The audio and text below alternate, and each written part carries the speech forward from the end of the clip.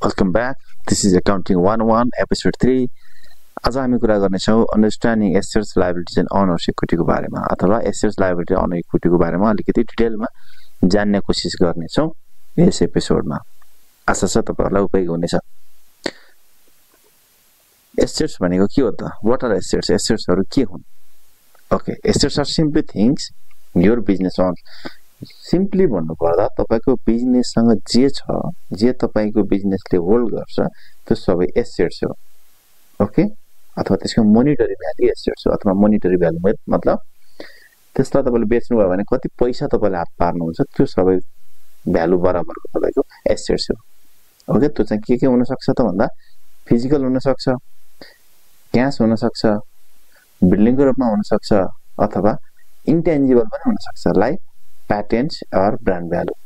Okay, प्याटेन्ट्सको पनि आफ्नो भ्यालु छ, ब्रान्ड भ्यालु भनेको त्यसको आफ्नो भ्यालु छ। जस्तै तपाईले शेयर मार्केटमा तपाईले हेरिराख्नु भएको छ होला एउटा शेयरको प्राइस 100 मा तपाईले किन्नु भएको हुन्छ आईपीओ भर्दा भने अहिले त्यसको भ्यालु के छ 200 300 400 500 अब त्यसको आफ्नो भ्यालु छ हैन। त्यो किन भयो त भन्दा त्यसको त्यसलाई इन्टेन्जिबल भ्यालु भन्छ। टेन्जिबल भ्यालु त के हो? तपाईले 100 लगानी गर्नु भएको छ, त्यो चाहिँ तपाईले गरेको 100 रुपैयाँ चाहिँ टेन्जिबल भ्यालु। तपाईले क्याश लगानी गरेको भ्यालु भने इन्टेन्जिबल भ्यालु भनेको त्यसमा ब्रान्ड भ्यालु एड भएको छ, त्यसको प्याटेन्टहरु हुन सक्छ, गुडविल हुन सक्छ, त्यसको प्रॉफिटेबिलिटी हुन सक्छ, सबै कुराले बढाएको भ्यालु चाहिँ इन्टेन्जिबल भ्यालु, त्यो पनि एसेट्स हो। Okay, if you own a small coffee शप, यदि तपाईले सानो कफी शप गर्दै हुनुहुन्छ भने के हो एसेट्स चाहिँ तपाईको के हुन सक्छ त्यो कफी शप भित्र भने क्याश इन ह्यान्ड अथवा बैंक, तपाईको कम्पनीको खातामा अथवा तपाईको कम्पनीको ड्रअमा पैसा जति छ त्यो तपाईको एसेट्स भयो। कफी मेसिन्स, ओभनहरु छन्, जस्तै इक्विपमेन्ट्सहरु भयो, यिनीहरु सबै तपाईको के भयो? एसेट्स भयो। Table chair and decoration, okay, यो पनि फर्निचरहरु सबै तपाईको के भयो? एसेट्स भयो। बिल्डिङ छ भने तपाईको बिल्डिङ पनि एसेट्स भयो। तर रेन्टमा लिनु भएको छ भने त्यो रेन्टमा लिएको बिल्डिङ चाहिँ एसेट्स होइन, बिल्डिङ आफ्नै हुनु पर्यो। Okay, and even the money customer हो अथवा तपाईको कस्टमरसँग रिसिभ गर्नु भन्छ अथवा अकाउन्ट्स रिसिभेबल्स छ, पैसा उठाउनु पर्ने छ भने त उठाउनु बाँकी पैसा पनि तपाईको के हो त? एसेट्स हो। सो अब बुझ्नु जरुरी के भयो भने के त एसेट्स हो? तपाईको कम्पनीमा भएको चिज सबै एसेट्स हो भन्नु पनि मिलेन। जस्तै तपाईको एउटा बिल्डिङमा तपाईले बिजनेस चलाइराख्नु भएको छ, बिल्डिङ भाडामा लिनु भएको छ, रेन्टमा लिनु भएको छ भने त्यो बिल्डिङ तपाईको एसेट्स होइन। तर त्यो बिल्डिङ भित्र तपाईले जे इक्विपमेन्ट्सहरु हाल्नु भएको छ, फर्निचरहरु हाल्नु भएको छ भने त्यो फेरि के हो त? तपाईको बिजनेसको लागि त्यो चाहिँ एसेट्स हो। Okay, types of assets. एसेट्सको पनि टाइप्सहरु छन्। के हुन्छ? यो फर्स्ट भनेको करेन्ट एसेट्स। अब यहाँनिर अलिकति ध्यान दिनुपर्ने छ। करेन्ट एसेट्स भनेको कस्तो एसेट्स हो त भन्दा तपाईलाई चाहिएको बेलामा अथवा विदिन 1 इयर एउटा 1 वर्षको लागि तपाईको बिजनेस इयर बनाइराखेको छ। हाम्रो नर्मली फिस्कल इयर अथवा आर्थिक वर्ष भन्छौं। त्यो आर्थिक वर्ष भित्र नै तपाईले त्यो वस्तुलाई बेचेर क्याशमा कन्भर्ट गर्न सक्नुहुन्छ भने त्यो चीज भने त्यो खालको एसेट्सहरु भनेको तपाईको करेन्ट एसेट्स हो। जस्तै इन्भेन्टरी स्टक, तपाईसँग भएको सामानहरु तपाईले बेच्न साथ पैसा आउँछ, त्यो तपाईको करेन्ट एसेट्स भयो। अकाउन्ट्स रिसिभेबल्सहरु तपाईले पैसा उठाउनु पर्ने छ, मागेर उठाएर ल्याउन सक्नुहुन्छ, त्यो तपाईको के भयो त? करेन्ट एसेट्स भयो। क्याशहरु तपाईसँग भएको अलरेडी क्याश छ, त्यो पनि करेन्ट एसेट्स भयो।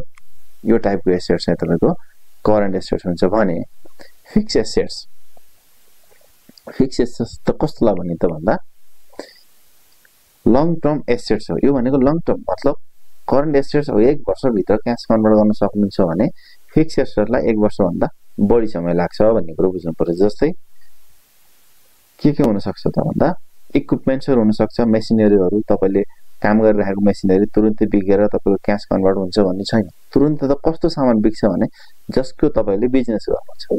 तपाईले चामल बेच्नुहुन्छ भने तपाईको लागि चामल भनेको करेन्ट एसेट। तपाईले चामल आज ग्राहक आउँछ बेच्नुहुन्छ, ल्याउनुहुन्छ, तर तपाईसँग भएको चामल कुट्ने मिल छ।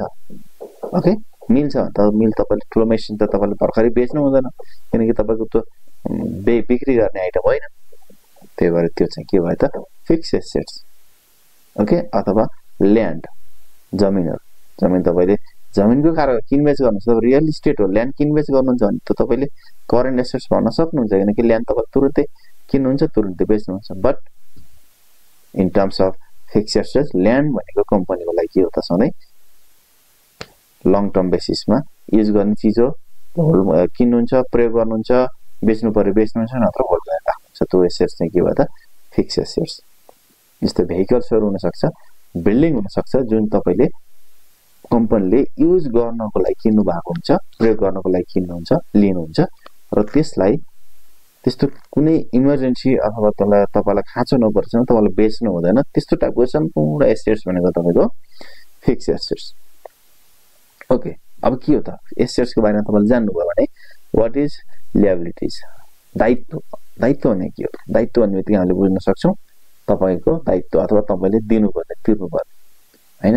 ओके, के हो त तपाईको बिजनेसले अर्न गर्दैन, त्यो कसले अर्न गर्छ त? अरूले अर्न गर्छ।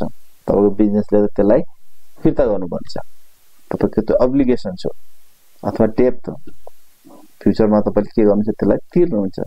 त्यस्तो टाइपको सम्पत्ति भनेको तपाईको लायबिलिटीज अथवा त्यस्तो टाइपको आइटम। जस्तै लोन फ्रम बैंक्स, ओके, बैंकबाट लिएको लोन त्यो तपाईको डेब्ट हो अथवा तपाईले तिर्नु पर्ने छ।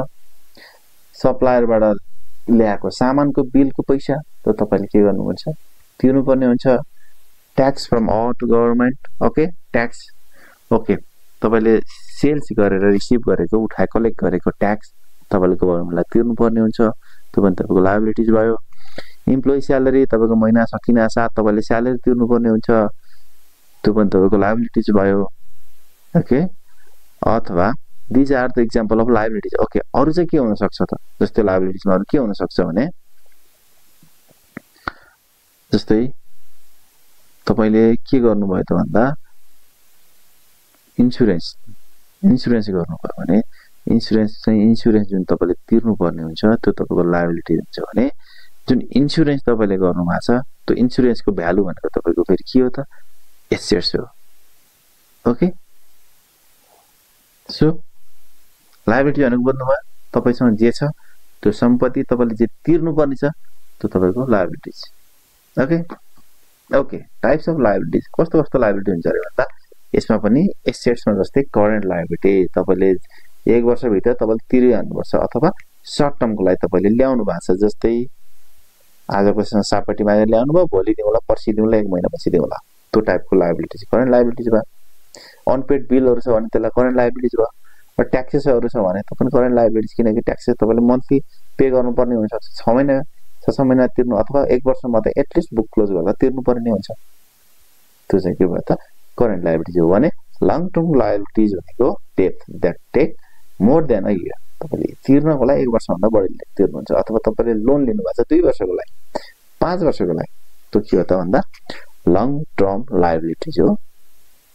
अथवा तपाईले बिल्डिङ लिनु भएको छ, मोर्गेज राख्नु भएको छ हैन, अथवा तपाईले भेहिकलहरु किन्दा मोर्गेज राख्नु भएको छ हो, त्यो सबैको लागि तपाईले तिर्ने टाइमिङ भनेको कति के छ त भन्दा 1 वर्षभन्दा बढी छ भने त्यो सबै तपाईको लङ टर्म लायबिलिटीज भित्र पर्यो। Okay, liabilities are other people's claim on your assets until you pay them back. Okay, अब के बुझ्नु पर्यो त? लायबिलिटीज भनेको अरूहरुले क्लेम गर्छ अरे।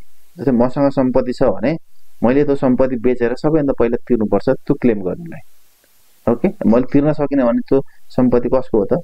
तिनीहरुको हुन जान्छ। किन त?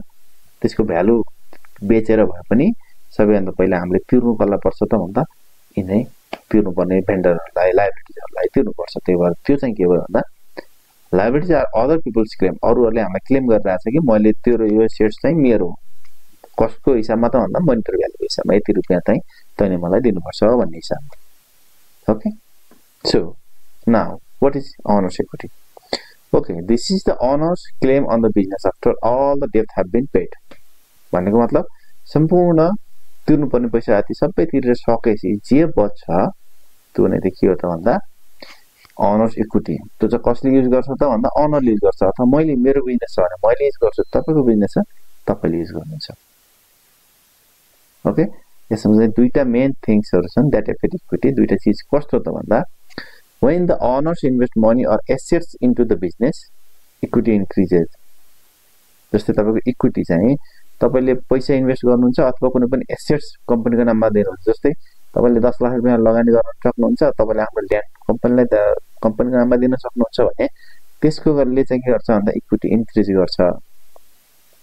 अर्को चीज भनेको when the business earn a profit. Okay, बिजनेसले कमाउँछ नाफा कमायो भने त्यो नाफा पनि तपाईको के हो थाहा भयो इक्विटी हो तपाईले युज गर्न पाउनुहुन्छ त्यो कम्पनीले युज गर्न पाउँछ एज अ इन्भेस्टमेन्ट बट त्यो चाहिँ तपाईको इक्विटी हुन्छ on the other hand when the owner withdraw money okay जस्तो तपाईले कम्पनीबाट पैसा निकाल्नु भयो त्यसलाई चाहिँ विथड्र अथवा ड्रइङ भनिन्छ हामी ओके त्यो चीजले के गर्छ त भन्दा द बिजनेस लसेस मनी अथवा पैसा के हुन्छ त भन्दा बिजनेसबाट पैसा अथवा कम्पनीले पैसा लस गर्छ हराउँछ अथवा घट्छ त्यो केसमा इक्विटी के भयो त डिक्रिज भयो तपाईले 1 लाख रुपैयाँ लगानी गर्नु भएको थियो 5000 रुपैयाँ तपाईले कम्पनीको निकाल्दिनु भयो अथवा कम्पनीमा तपाईको इक्विटी कति भयो त भन्दा 95000 अथवा 95000 मात्रै बच्यो यसले भन्न खोजेको यस्तो ओके किन यसको what is matter why it matters भन्ने कुरामा चाहिँ understanding these three concepts assets liabilities and equity gives you a clear picture of your business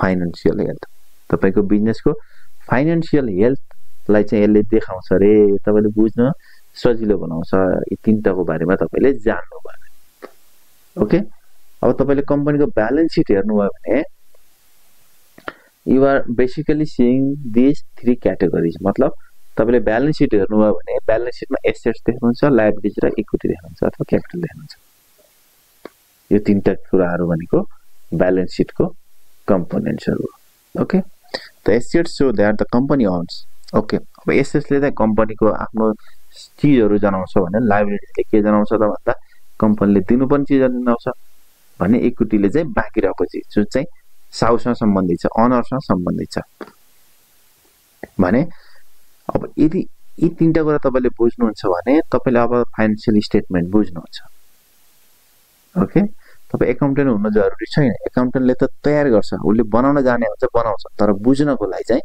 यी तीनवटा चीजहरु चाहिँ बुझ्न जरुरी छ एसेट्स भने के हो लायबिलिटी भने के हो र इक्विटी भने के हो कुन कन्डिसनमा यो के हुन्छ भन्ने कुरा बुझ्न जरुरी छ यदि यो बुझ्यो भने चाहिँ तपाईले फाइनान्शियल स्टेटमेन्ट तपाईले अब बुझ्नुहुन्छ तपाईले हेर्न सक्नुहुन्छ सो इन नेक्स्ट एपिसोड हामी कुरा गर्ने छौं debit and credits okay soon accounts यदि पढ्नु भएको छ भने तपाईलाई यसको बारेमा केही थाहा छ यदि पढ्नु भएको छैन र सुन्नु भएको छैन भने तपाईको लागि नयाँ कुरा हुन सक्छ what is debits and what is credits so simple rule हो यो भनेको एकाउन्टिङको रुल यसको बारेमा हामी चाहिँ अर्को एपिसोडमा पढ्ने नै छौं यो एपिसोड पुरा हेरेर साथ दिनुभयो र केही बुझ्नु पनि भयो होला भन्ने आशा गर्दै लाइक कमेन्ट शेयर र सब्स्क्राइबको आशा गर्दै आजको यस एपिसोडबाट बिदा चाहन्छु हस्त नमस्ते see you in the next episode